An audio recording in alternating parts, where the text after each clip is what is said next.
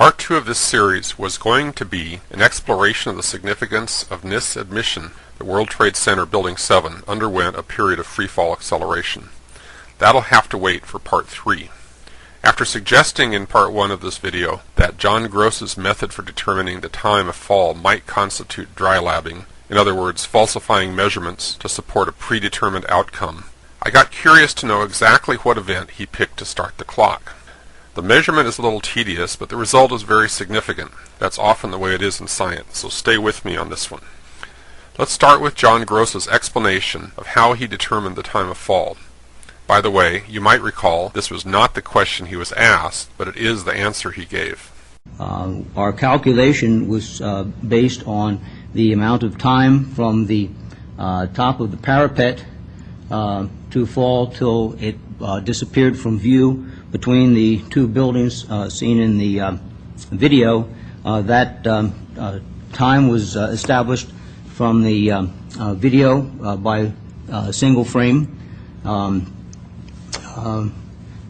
search of the time, so that was down to 1/30th of a second, and then we did the same thing for when the top of the parapet disappeared. We found that time to be 5.4 seconds. To identify the point he picked as the start of collapse, we have to work backward. The ending point of his measurement was when the roofline came down to the level of the 29th floor. In our video, there's a structure on the roof of a foreground building that lines up with the 29th floor of Building 7, so it's easy to identify. I imported the video into a measurement program called Video Point, which has a frame counter, and stepped forward to the frame where the roofline lines up with the foreground marker. That's frame 178, counting from the first frame of the video clip I'm using. At 30 frames per second, 5.4 seconds comes out to be 162 frames. Subtracting this from frame 178 brings us to frame 16. So let's go back and see what's happening at or about frame 16. I put a red mark on frame 16, so as it goes by, you'll recognize it. Let's go back to the beginning and step through this section of the video. Watch for the beginning of the collapse. This is frame 1, 2, 3, 4, 5, 6, 7, 8, 9, 10, 11, 12, 13, 14, 15, 16, 17, 18, 19, 20, 21, 22, 23, 24, 25, 26, 27, 28, 29, and 30. We're up to frame 30. Did you see the collapse begin? I didn't. Try rewinding the video a few times. It's pretty boring. There's not the slightest hint of any collapse until frame 40.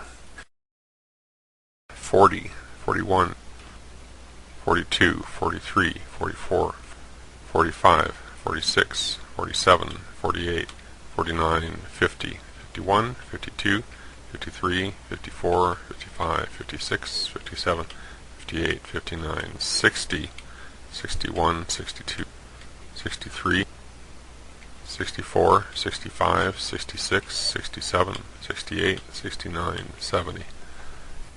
There's a tiny motion of the corner of the west penthouse at frame 40. Then there is no more motion until about frame 46. Note that the motion of the penthouse precedes the movement of the roofline.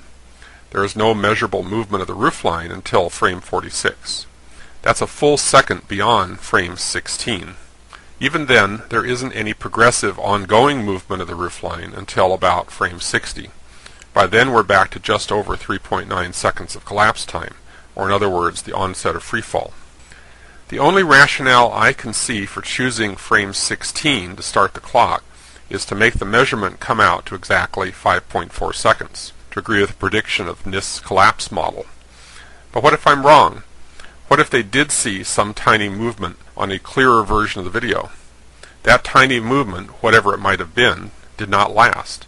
It would have had to have been a glitch, and the scientists at NIST would recognize it as a glitch, because there's no measurable difference in the height of the roofline for the next 20 to 30 frames. What can we conclude? You can draw your own conclusions, but I think it's pretty clear that the whole idea there is any kind of real 5.4 second collapse interval is a fiction. It's a crude fabrication, and the three-stage collapse sequence is pseudoscience in the service of an ongoing cover-up. In Part 3, we will return to the central question.